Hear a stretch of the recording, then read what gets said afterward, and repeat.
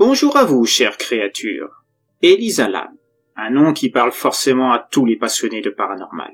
Un nom rattaché à un hôtel mythique, où son corps a été retrouvé le 19 février 2013, faisant suite à une vidéo devenue virale. Aujourd'hui, je ne prétends pas donner une solution à l'énigme, mais à donner une histoire qui se base sur celle-ci. Une simple creepypasta, mais néanmoins basée sur de vrais faits avérés sur Elisa Lam, sur son enfance, son parcours psychotique, jusqu'à sa disparition, et enfin sa mort. Je vous laisse juge de démêler le vrai du faux dans mon histoire, car c'est le fondement même d'une creepypasta, comme toutes celles qui se trouvent en plein cœur des territoires de l'autre monde. La disparition d'Elisa Lam. Bon, comment ça s'allume ce truc? Ah, ok, je vois. Bon, la webcam est prête. Maintenant, je l'oriente. Faut pas qu'on voit mon visage. Là, c'est parfait. Nickel. Bien. Par où je commence? Désolé à ceux qui regarderont cette vidéo pour les petits couacs du début. J'ai pas vraiment l'habitude de faire ça, alors je suis un peu perdu. Bref. Tout d'abord, je vais me présenter. Enfin, je vais utiliser un pseudo, c'est mieux je pense. Surtout que ce que je vais révéler risque de lever les zones d'ombre sur pas mal de choses sur cette affaire, qui a déjà bien fait parler d'elle depuis 2013. L'année où Elisa Lam a été retrouvée sans vie dans le réservoir du Cecil Hotel. Oui, c'est bien d'elle que je vais vous parler aujourd'hui. Ça fait déjà 9 ans que son cas continue d'alimenter les spéculations les plus folles, et personne n'est encore sûr de rien. Mais je vais apporter dès maintenant les réponses que tout le monde s'est posées. Surtout depuis cette vidéo virale que tout le monde ou presque a sûrement vue, à partir du moment qu'on s'intéresse au paranormal, aux faits mystérieux, et qu'on connaît le passé du Cecil Hotel. Enfin, il ne s'appelait déjà plus comme ça au moment de l'affaire. À cause de son passé sulfureux, il a été rebaptisé Stay on Main en 2011. Mais je ne vous apprends rien. Tout le monde s'étant intéressé au passé de cet hôtel, c'est ça. Aujourd'hui, l'hôtel est fermé, depuis 2017, officiellement pour des travaux de rénovation. Mais je peux vous assurer que c'est tout autre. J'ai fait partie de ses clients. En 2017, quelques semaines avant sa fermeture. Ce que j'ai vu dans les couloirs pourrait sembler tout droit sorti de la saison 5 d'American Horror Story. Mais je vous expliquerai ça en détail plus tard. Pour l'heure, je vais vous expliquer ce qui est vraiment arrivé à Elisa Lam et comment je suis au courant. Ah, et j'oubliais, mon pseudo, celui par lequel vous pourrez me désigner si vous choisissez de partager cette vidéo par la suite, c'est Mystery Lam 640. En référence à l'adresse de l'hôtel où Elisa Lam a fini ses jours. Je suis arrivé au Stay on Main au début 2017. Comme vous le savez, l'hôtel a ensuite été vendu au promoteur Richard Bourne pour 30 millions de dollars, et n'a pas rouvert depuis.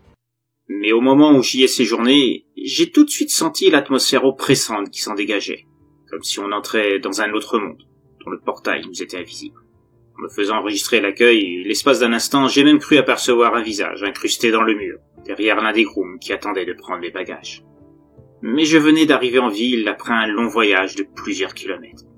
Alors, j'ai mis ça sur le compte d'une hallucination. J'ai fermé les yeux un instant, histoire de vérifier que je ne rêvais pas. Et quand je les ai rouverts, il n'y avait plus rien. Juste le gérant qui me tendait les clés de ma chambre. Je l'ai remercié, et j'ai suivi le groom jusqu'à l'ascenseur. Le même ascenseur que l'on voit dans les vidéos où Elisa Lam sont paniquées par un être invisible, entrant et sortant, le visage blême, semblant même discuter avec lui, ou elle. Il y a tellement de fantômes parcourant les couloirs et les murs de cet hôtel depuis la première victime, Percy Ormond Cook, qui s'est tiré une balle dans la tête dans sa chambre, qu'elle a pu avoir affaire à n'importe lequel d'entre eux. En tout cas, c'est ce que je pensais avant de savoir ce qui en était. Le nombre exact de victimes de l'hôtel est impossible à déterminer, tellement les témoignages et preuves diffèrent. Certains parlent de 27, d'autres 80, parfois même plus de 100. Et Elisa Lam ne fut que l'une des plus récentes victimes à avoir fait les frais des apparitions des entités négatives arpentant les couloirs de cet endroit maudit. Certaines rumeurs parlent même d'ouvriers ayant clairement entendu des voix lors des rénovations entamées depuis 2017, peu de temps après que j'en sois parti, et qui m'a laissé un souvenir amer. Je ne compte plus les murmures venant à mes oreilles en pleine nuit, les taches de sang apparaissant sur les murs, sur le sol, avant de retomber au néant, sans compter les fois où j'ai très distinctement entendu cogner à la porte. Et une fois ouvert celle-ci, afin de savoir qui était là, n'ayant pas de réponse à mes demandes de signifier l'identité de la personne, il n'y avait rien d'autre que le vide. Juste le silence dans le couloir, avec parfois des lumières scintillantes, ou l'impression de voir le tapis montrer des traces d'enfoncement. Comme si quelqu'un ou quelque chose marchait, sans qu'il y ait une quelconque trace physique ou matérielle de sa présence. Autant vous dire qu'au bout de 2 jours et 2 nuits de cette nature, l'idée de partir et me rendre dans un autre hôtel m'est venue très vite. J'avais bien évidemment entendu parler des rumeurs concernant cet hôtel. Mais ne croyant pas à toutes ces fables, je n'y prêtais pas d'attention. Pour moi, au départ, c'était juste des histoires pour remplir les blogs et les sites de férus de paranormal, comme les Ghost Hunters.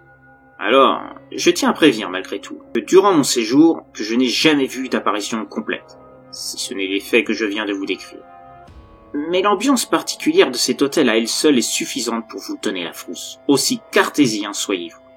C'est le matin du 3e jour que j'ai trouvé son carnet. Le carnet d'Elisa Lam. Celui où elle a retranscrit tout ce qui lui est arrivé, tout ce qu'elle a vu, et décrit comment elle comptait mettre fin à ses jours pour fuir toute la folie de cet hôtel et ses occupants invisibles. Mais les fantômes de l'hôtel n'étaient pas les seuls fautifs. En fait, Elisa Lam avait ce qu'on appelle un esprit rattaché à elle depuis l'enfance, bien avant d'arriver aux USA, et qui était à l'origine de son comportement psychotique révélé par les médecins, ou bipolaire selon les versions. Un passé médical qui a été mis largement en avant lors de la diffusion de cette fameuse vidéo virale pour expliquer son attitude dans l'ascenseur. Mais bien que n'étant pas particulièrement favorable à tout ce qui a trait au paranormal avant mon arrivée à l'hôtel, j'ai très vite changé d'avis. Et de ce que j'ai lu dans son journal, j'ai vite compris qu'Elisa Lam n'était pas la névrosée affirmée par nombre de médias, de psychiatres ou autres détracteurs des faits de l'hôtel ayant conduit à sa mort. Elle avait simplement eu la malchance d'avoir été choisie. Choisie par une entité qui a détruit son enfance, son adolescence. Elle pensait lui échapper en changeant de continent, mais elle a échoué. Et son seul recours a finalement été de quitter cette dimension pour ne plus être tourmenté par elle. Voilà la vérité que je suis le seul à connaître. Et ce n'est qu'aujourd'hui que je trouve le courage de relater son histoire à travers cette vidéo. La vérité venant de ses propres mots, à travers son journal qui m'est apparu le matin du 3e jour de mon séjour dans cet hôtel. Comme si son esprit, coincé malgré elle avec les autres fantômes de ces lieux, m'avait fait confiance pour divulguer la vérité. Sa vérité. Elle m'avait choisi pour rendre sa dignité à son nom, sa famille, en relatant ce qui lui était arrivé, et inscrit dans les pages de ses mémoires en quelque sorte. Je dois avouer qu'au départ, j'ai cru à une blague, faisant partie d'une sorte d'animation mise en place par la direction de l'hôtel, ou par l'un des membres du personnel, histoire de donner du piment au séjour des clients et continuer à faire cette pub inversée au lieu. J'ai demandé sous un ton ironique au gérant si la présence du journal faisait partie du numéro touristique des clients. Mais j'ai bien vu à la tête faite par ce dernier que ça n'avait rien d'une quelconque mise en scène. Et au vu du nom inscrit et vu par le gérant sur la couverture du journal, celui-ci est devenu blême. Il m'a même dit qu'il n'appréciait pas trop ce genre de blague. Il m'a même carrément demandé si j'avais été envoyé par un de ces chasseurs de paranormal pour discréditer encore plus l'hôtel. Et il m'a demandé de quitter l'hôtel sur le champ, après avoir réglé ma note.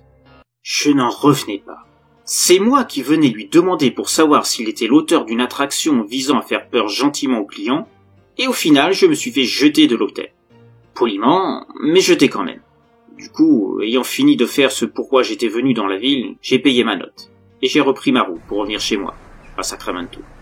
Là, j'ai commencé à lire et étudier le journal d'Elisa Lam, et ce que j'y ai lu m'a stupéfié. Avant mon expérience à l'hôtel, j'aurais certainement pensé que tout ce qui était inscrit était une fumisterie de premier ordre. Mais les plaintes nocturnes, les taches de sang apparaissant et disparaissant, les bruits de pas et à la porte, et autres petites touches surnaturelles, m'ont fait voir ces écrits d'une toute autre manière. Tout y était écrit en détail, de son enfance jusqu'à ses derniers jours. Le plus étonnant, c'est que personne n'était au courant d'un éventuel journal de ce type qui aurait été écrit par Elisa Lam. Et il m'avait donc clairement été offert par son esprit enfermé au Stay on Main, alias le Cecil Hotel. Là où a séjourné Richard Ramirez, le Night Stalker, et Jack Hunter Weger, des tueurs en série dont la réputation n'est plus à faire. Là où aurait séjourné également Elizabeth Shaw, peu de temps avant que son corps démembré soit découvert dans un terrain vague, lançant la tristement célèbre affaire du Dahlia Noir, qui a fait l'objet d'une multitude d'enquêtes, de documentaires et de films. Mais je sens que je me suis assez étalé sur ma propre expérience. Je vais vous dévoiler ce qui est inscrit sur ce journal. Je ne vais pas tout vous dicter, car cela prendrait des heures. Je vais me contenter de vous dévoiler les passages clés de son enfance, de sa rencontre avec cette entité qui a conduit à sa perte, la suivant jusqu'à cet hôtel maudit, où elle a mis fin à sa vie pour lui échapper.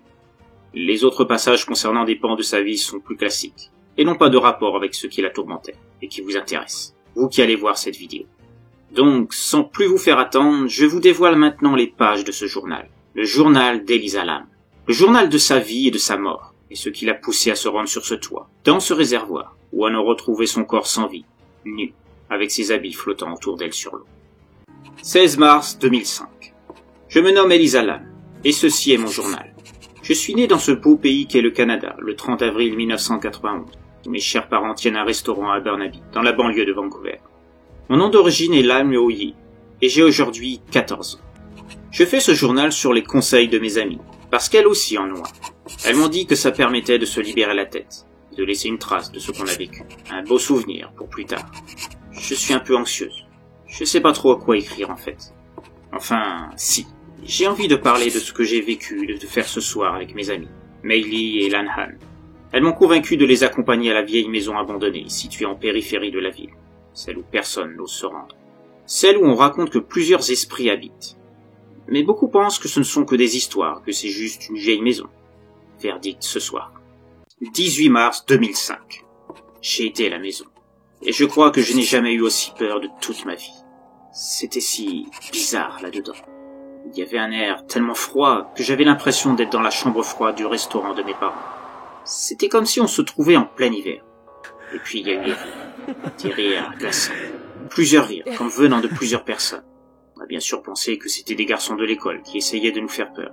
Cette idiote de Lanhan en avait parlé à Foussi et sa bande. On lui avait pourtant dit de pas en parler, que ça devait rester entre nous. Mais elle est tellement accro à Foussi qu'elle a pas pu tenir sa langue. Elle a essayé de l'appeler pour savoir si c'était lui. Et il était en train de jouer aux jeux vidéo à la salle de jeu. Après ça, notre angoisse a grandi à toute allure. Meili nous a traités de froussardes, Lanhan et moi, et elle a été toute seule au premier étage. Comme on voulait pas passer pour des poux mouillés, on l'a suivie. Et on l'a pas retrouvée. On a cherché partout malgré notre peur. Elle n'était nulle part. Elle avait disparu. Lanhan était terrorisée et elle est partie en courant, me laissant toute seule. J'ai pas eu le temps de la retenir. Je l'ai vue sortir de la maison. Mais moi, je voulais retrouver Meili. Je pouvais pas l'abandonner. J'ai fini par tomber sur elle. Elle était inanimée et au sol. J'essayais de la réveiller quand une forme s'est dressée devant moi. On me voyait à travers, comme un fantôme. Ça me regardait fixement et moi je pleurais, tout en secouant Meili. Puis j'ai senti comme des mains d'une grande froideur me tenir les bras, me paralysant. Je ne pouvais même pas crier. C'était comme si on m'avait volé ma voix. Et là, le fantôme a dit des paroles bizarres. Désormais, nous ne ferons qu'un, toi et moi. Je serai toujours à tes côtés, où que tu ailles. Ce sera ta punition pour t'être introduit chez moi. Néanmoins, je peux choisir de me rattacher à ton ami à ta place. C'est à toi de choisir. Elle ou toi. Je pleurais encore plus qu'avant. Je regardais Meili. C'était ma meilleure amie. Je ne pourrais plus me regarder en face si je choisissais d'être aussi égoïste en la laissant à la merci de cette chose, cet être. Alors, j'ai répondu que j'acceptais qu'il soit rattaché à moi, sans savoir ce que cela impliquait. J'étais bien trop paniqué pour penser à quoi que ce soit d'autre. Là-dessus, le fantôme m'a relâché. Et puis il a disparu, en émettant des rires qui m'ont fait frissonner tout le corps. J'ai réussi à faire revenir à elle Meili. Je l'ai aidé à se relever, et je lui ai dit qu'il fallait qu'on parte tout de suite. J'avais peur que le fantôme revienne sur sa décision et décide de se rattacher à Meili quand même, en plus de moi. Même si je ne comprenais pas bien ce que ça voulait dire. On est finalement sortis de la maison, et on n'a plus jamais parlé de cette expérience à personne. 17 avril 2005. J'avais presque oublié cette histoire de fantôme, pensant que j'avais plus ou moins rêvé tout ça. Mais je me trompais. Je commençais à comprendre ce qu'il voulait dire quand il disait qu'il me suivrait partout, comme s'il était mon ombre. Je ne pouvais aller nulle part sans l'apercevoir. Le restaurant de mes parents, chez mes amis, il se terrait dans un coin, au-dessus d'un meuble, dans le jardin. Et j'étais la seule à l'apercevoir. Lors de sortie avec l'école, je le voyais accroché au plafond du bus, me fixant avec ses yeux d'un noir absolu, arborant un sourire, ce qui me mettait dans un état de terreur horrible. Souvent, en me voyant prostré comme ça, mes camarades, mes amis, me demandaient ce que j'avais. Je leur disais rien, bien évidemment. Comment ils auraient pu me croire? Ils s'arrangeaient toujours pour que je sois la seule à le voir. 25 mai 2005. Je crois que je suis en train de devenir vraiment folle. Je n'en peux plus de le voir. Il me terrifie. Il fait de ma vie un enfer. Pourquoi ai-je accepté qu'il se rattache à moi? Je comprenais mieux maintenant ses paroles. Et je me surprenais à me demander s'il n'aurait pas mieux valu le laisser se rattacher à Meili. L'instant d'après, je m'en voulais d'avoir pensé ça. Ce que je vivais était tellement horrible. Comment je pouvais penser une chose aussi monstrueuse, de regretter mon choix? 18 juillet 2005. Mes parents croient que je suis malade. Ma peau devient blême par moments, à chaque fois que je le vois. Il fait exprès de me tourmenter en se positionnant près de mes parents pendant le repas, faisant mine de les toucher. Je me lève alors, lui disant de les laisser tranquilles. Ça le fait rire. L'instant d'après, ma mère m'a demandé en retrait si quelque chose n'allait pas. Mais rien n'allait. Depuis que j'avais fait cette promesse à cette entité, je n'osais plus rien faire. J'avais beau dire à ma mère que j'étais juste un peu fatigué à cause des études, je sentais bien qu'elle ne me croyait pas. Et mon père a commencé à me regarder bizarrement après cette scène. 21 septembre 2005. Aux yeux de mes camarades de lycée, je suis devenu la fille à éviter. À cause de multiples scènes d'hystérie, à chaque fois que cette chose s'approche de mes amis, menaçant de les toucher, ou leur faire je ne sais quoi. Du coup, je lui crie d'arrêter, provoquant son rire. Je suis la seule à entendre. Pour tout le monde présent, je parle à un être qui n'existe pas. Il me croit folle, j'en suis sûr. Même Lana ne me parle plus, sur le conseil de Fauci. Et Meili, je sens bien qu'elle essaye de m'éviter aussi. Elle a essayé de me parler, de me demander ce qui n'allait pas. Mais dans ces moments-là, je ne faisais que pleurer. Elle me prenait dans ses bras pour me consoler. Mais un jour, lors de l'un de ces instants, l'entité faisait mine de faire de même derrière Meili. Cri de terreur, je repoussai Meili, la faisant tomber violemment au sol. À partir de ce jour, elle me regardait comme le font les autres. 24 octobre 2005. D'habitude, à cette époque de l'année, je me prépare à fêter Halloween, comme tous les jeunes de mon âge. Mais depuis cette fameuse nuit, j'ai ma dose de frayeur de manière continuelle. Et surtout, je préfère éviter d'être en contact avec des proches, de peur qu'ils n'agissent sur eux, rien que pour s'amuser de ma réaction, me plongeant chaque fois un peu plus dans la folie. Cette année, je resterai dans ma chambre. C'était mieux ainsi. Mes parents ont essayé plusieurs fois de comprendre, parlant avec moi. Ils ont même cru que je prenais des produits interdits. Je n'avais que 14 ans. Comment je pourrais me droguer? Je n'avais aucune raison de faire ça. Puis, ça ferait trop plaisir à cette chose de me voir tomber encore plus rapidement. Je ne sais toujours pas quel est son but envers moi. Peut-être n'en a-t-elle pas. Ce qui est encore plus effrayant, de savoir que je suis son jouet, par pur plaisir. 12 décembre 2005. Aujourd'hui, mes parents ont fait venir un exorciste. Ils pensent que je suis possédé par un démon à l'intérieur de mon corps. Si seulement c'était aussi simple. Mais cette chose, cet être est bien plus complexe qu'un simple démon qu'on peut chasser à coups d'incantation. Il n'est pas en moi, mais il est toujours près de moi. Il me domine sans pour autant me posséder. Cependant, si je réponds par la négative à mes parents, je suis bonne pour aller chez les fous, comme me l'a fait comprendre Meili. Elle m'a pardonné mon attitude envers elle plusieurs semaines auparavant. Pour autant, je ne suis pas parvenu à lui dire pour l'être rattaché à moi qui me tourmentait jour après jour, faisant passer pour une folle autour de moi. Elle comprise. J'ai suivi ses conseils, et j'ai accepté l'exorcisme demandé par mes parents. 10 février 2006. Demain, je pars dans un centre spécialisé. Un joli mot pour dire que je vais en asile. Puis la catastrophe qu'a été l'exorcisme dont je ne parviens à parler qu'aujourd'hui, ayant préféré distancer mes écrits dans ce journal, je suis définitivement passé pour une folle aux yeux de tous. Les médecins ont diagnostiqué un comportement schizophrène. Il fallait soigner de toute urgence. Surtout avec les conséquences de l'exorcisme. Aujourd'hui, je peux en parler. Au début, ça se déroulait comme dans les films d'horreur. J'avais vu en cachette chez Meili, avec des vidéos qu'elle avait piquées dans la chambre de son grand frère. L'exorciste a placé des bâtons d'encens et d'autres produits un peu partout, récitant des incantations. Ça n'a rien fait, bien évidemment, n'étant pas possédé. Mais si je leur avais expliqué ce qui en était à ce moment-là, jamais ils ne m'auraient cru. Bien que mes parents avaient certaines croyances dans le surnaturel, leur possibilité de compréhension restait limitée sur certaines forces. Si ce n'était pas un démon qui me possédait me faisant faire ce comportement inhabituel, pour eux, ça signifierait simplement que je suis atteint de folie. Et l'issue de l'exorcisme allait se dérouler dans ce sens. C'est quand l'exorciste a commencé à tracer des signes sur mon visage avec de la peinture spéciale que le fantôme a commencé le manège. Je voyais bien qu'il n'était pas du tout affecté par ce que faisait l'exorciste, mais il a vu dans la situation le moyen de s'amuser, de faire ce que je lui avais empêché de faire jusqu'à présent. Je l'ai vu se dresser derrière l'exorciste, se glissant dans son corps. Celui-ci, voyant son visage devenir fixe, j'ai piqué une crise, comme m'ont dit mes parents. Je me suis rué sur l'exorciste, griffant son corps, criant à la chose de sortir du corps de l'homme. Je ne voyais plus un exorciste devant moi. Je voyais le visage de cet être ricanant à travers le visage de celui-ci, se moquant de moi. J'ai commencé à tenter de l'étrangler en proie à la colère la plus totale. Mes parents ont eu toutes les peines du monde à me séparer de l'homme, me voyant crier, cracher, tenter de le griffer, eux aussi, sous le coup de l'hystérie.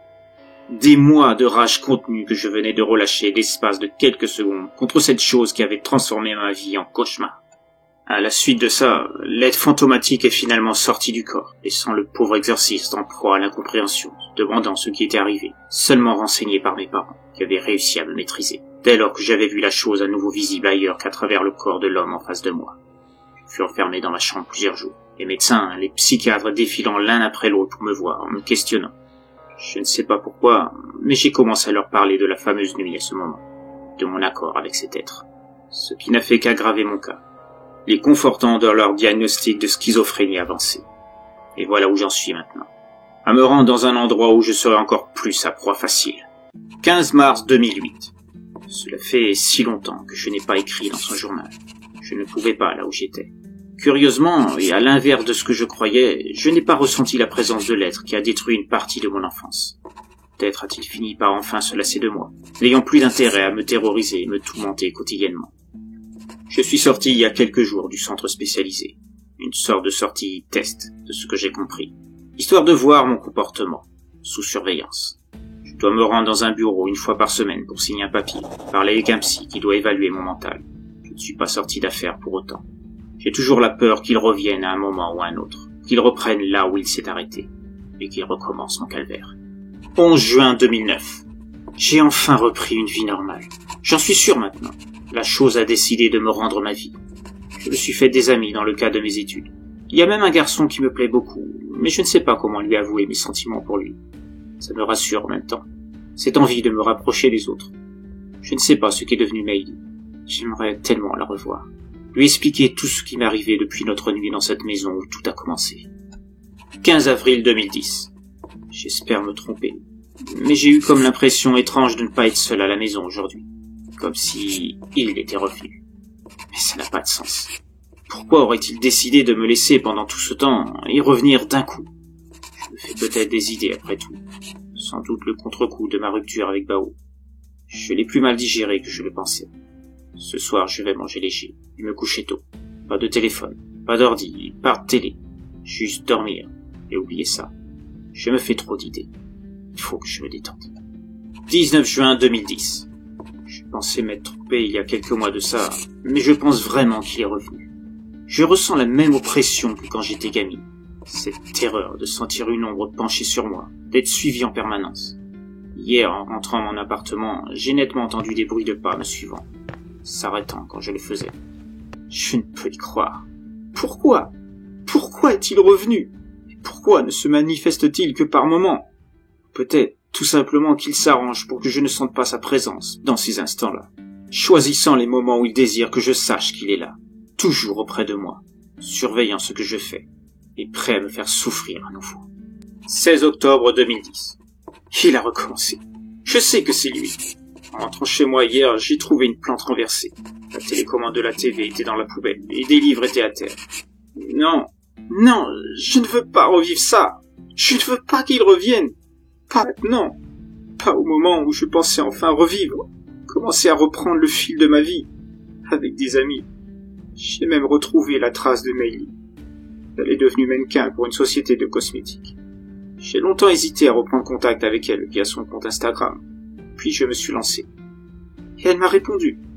Elle était contente que je sois redevenu normal, que j'avais laissé mes problèmes derrière moi.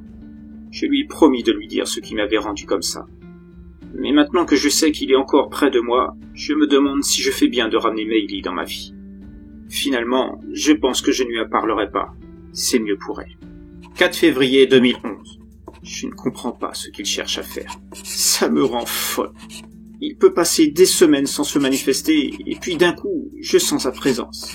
Je sens qu'il est prêt à me refaire subir ce que j'ai enduré. Durant la fête du Nouvel An chinois hier, j'ai eu la nette impression d'apercevoir une ombre durant la fête, près de la chaîne IFI. Son ombre. Mais bon sang, qu'est-ce qu'il veut à la fin? Il m'a laissé tranquille pendant des années, il m'a laissé croire que j'étais libéré de lui. Il m'a même laissé reprendre contact avec Meili. C'était comme s'il m'avait donné de l'espoir, pour mieux me le reprendre après. Une forme de sadisme qui lui est propre. Du coup, je crains à nouveau pour mes amis. Pour Meili encore plus. Elle est comme ma sœur. Je ne veux pas qu'il lui fasse du mal. Jamais je ne me le pardonnerai. 25 juin 2011. Je sens que la folie m'habite à nouveau. Cette fois, je l'ai vu nettement. Comme avant. Comme quand j'avais 14 ans. J'ai reconnu sa silhouette, ses yeux, son sourire ironique. Il est là à chaque fois que je sors avec mes amis, avec Meili. Je l'ai vu derrière elle. Je sens qu'il va s'en prendre à elle. Mon instinct me dit qu'il ne se contentera pas de petites blagues stupides cette fois. Je sens qu'il va passer à un autre stade, au moment où je m'y attendrai le moins. C'est sa nouvelle méthode pour me faire plonger dans la démence. Il veut distiller la peur en moi, petit à petit, faisant craindre le moment où il frappera, me faisant craindre tout moment de mes journées, en montrant qu'il est là, dans l'ombre, prêt à me faire subir le pire, à travers mes amis. 16 novembre 2011. Je n'ai pas de preuves, mais je suis certaine qu'il est responsable. Toutes ces morts ne sont pas innocentes. Carole, Édouard, Triss, ce n'étaient pas des accidents. J'en suis persuadé. Carole n'aurait jamais pu se noyer. Elle était bien trop douée en plongée.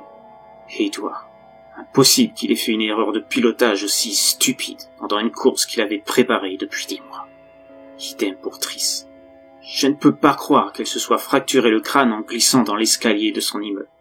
Il n'y avait pas plus prudent qu'elle. Du genre à vérifier 3 fois l'état du sol avant de marcher dessus. Alors c'est ça la nouvelle étape, hein. C'est à ça que tu voulais en venir. Mais tu n'auras pas Meili. Jamais je ne te laisserai l'approcher. C'est pour ça que je lui ai demandé d'être ma colocataire. Ainsi, je peux la surveiller, la protéger de lui. 18 mars 2012. Les morts se sont arrêtés aussi soudainement qu'ils avaient commencé. Mes 2 autres de mes amis, Rousse et Pete, ont été ses victimes. Officiellement, ils sont morts dans l'incendie dans leur maison. Un court-circuit, soi-disant. Mais moi, je sais que c'est lui. Et juste après, plus rien. Il joue avec mes nerfs en permanence. Mais il l'a vu. Elle m'en a parlé hier. Elle m'a dit qu'elle avait vu une ombre avec des yeux dans le petit salon. Il sait que je tiens à elle plus qu'à quiconque. Il la réserve en dernier, juste pour jouer avec moi. 5 août 2012. Je comprends de moins en moins à quoi il joue. Il recommence comme il faisait avant. Il se montre plus, se plaçant derrière Meili, comme pour me narguer, me montrer qu'il peut s'arranger de lui faire subir un accident à tout moment, pour me montrer son pouvoir, sa puissance envers moi, pour me faire à nouveau sombrer. J'ai eu beau chercher sur Internet comment me débarrasser d'un être rattaché, je n'ai rien trouvé. Il semble n'y avoir aucune échappatoire. Mais je ne désespère pas. Je trouverai le moyen de l'éradiquer de ma vie. 11 décembre 2012. Je crois que je recommence à perdre pied. 2 nouvelles morts ces dernières semaines. Le frère de Meili est le plus éloquent. Il montre clairement qu'il veut elle aussi la détruire mentalement pour mieux m'attaquer. Il passe par elle pour me montrer sa détermination à réduire à néant mon cercle d'amis. Il sait combien Meili compte pour moi. En s'en prenant à son frère, il m'a lancé clairement un message. Tant que je resterai sur ce territoire, Meili sera en danger. Je dois partir. Dire que j'étais tellement heureuse que Meili et moi serions ensemble à l'université de Colombie-Britannique de Vancouver. La mort dans l'âme, pour la protéger, je dois m'éloigner d'elle. Trouver une excuse pour me rendre aux USA, n'importe quoi. Même si ça doit me coûter mon inscription à l'université. Me coûter de ne plus voir Meili. C'est le prix à payer pour la sauver de lui. 28 janvier 2013. Je suis arrivé au Cecil Hotel après un long périple aux USA, après avoir quitté Vancouver et Meili. Je n'ai rien dit à personne des raisons exactes de mon départ. Comment aurais-je pu d'ailleurs? Je me suis contenté d'indiquer sur Tumblr de mon parcours, histoire de rassurer Meili, qui le lira forcément, et les autres aussi. Un parcours passant par San Diego, Los Angeles, Santa Cruz et San Francisco. Je suis donc à la 2e étape de mon voyage. L'atmosphère ici est curieuse. Je ressens une impression d'oppression plus forte que d'habitude. J'aurais préféré un autre hôtel, mais c'était le seul libre dans le coin, et le plus abordable. 31 janvier 2013. Je crois que je ne pouvais pas choisir pire endroit que celui-ci. J'ai lu des trucs sur cet hôtel sur le net hier, et tous ces meurtres. L'aura qui se dégage des murs de cet endroit a l'air de favoriser la puissance d'apparition de cette saloperie qui est rattachée à moi. J'étais obligé de changer de chambre. Au départ, je partageais une chambre avec un colocataire, mais évidemment, ça s'est très mal passé. Je passais mon temps à tenter d'éloigner cette chose de s'en prendre à celui qui partageait la chambre. Aux yeux de ce dernier, qui ne voyait pas ce qui tentait de le tuer, je passais pour une dérangée. Je fus déplacé dans une autre chambre, simple cette fois-ci. Ça m'arrangeait moins d'un côté, d'un point de vue financier. Mais en même temps, je n'avais plus à surveiller que la chose transforme mon colocataire en nouvelle victime, et que je me retrouve accusé du crime. 8 février 2013. Je deviens vraiment folle. Cet hôtel, ce lieu, c'est un vrai nid à fantômes, un parc d'attractions pour esprits et autres entités, comme si je n'avais pas assez de celui qui m'est rattaché. Chaque nuit, j'entends sortir des murs des pas provenant du couloir, alors qu'il n'y a rien après que j'ai vérifié. J'ai vu plusieurs apparitions procéder à des réminiscences de ce qu'elles avaient vécu, dont une qui s'est déroulée chaque soir, à 19h pile, juste devant moi, où un homme égorge sa femme de sang-froid. C'était tellement réel que j'avais l'impression de m'être déplacé dans le passé. Et ça faisait rire encore plus mon locataire indésirable, qui prenait malin plaisir à faire valdinguer meubles et objets divers à travers la pièce, enlevant mes draps de lit la nuit, coupant le chauffage. En tout cas, je supposais que c'était lui. Mais au vu de toute l'activité fantomatique qu'il y a dans cet hôtel, je ne suis plus sûr de rien. Je perds tout sens de la réalité, n'osant plus sortir de ma chambre. Car à chaque fois que je le fais, c'est pour me retrouver au centre d'un vrai train fantôme. L'atmosphère de cet hôtel, j'ai l'impression que l'être m'étant rattaché a comme une sorte d'influence directe sur elle. Comme un chef d'orchestre supervisant les allées et venues de tous les phénomènes paranormaux qui se déroulent au sein de ces murs. Je suis exténué de combattre tout ça, de tenter de garder ma raison. J'ai tenté de sortir de l'hôtel, mais à chaque tentative, une fois que je pensais enfin arriver à mettre un pied au dehors, une sorte de force me renvoyait en arrière, sous les yeux médisés du gérant, pensant que j'étais tombé, et me demandant si ça allait.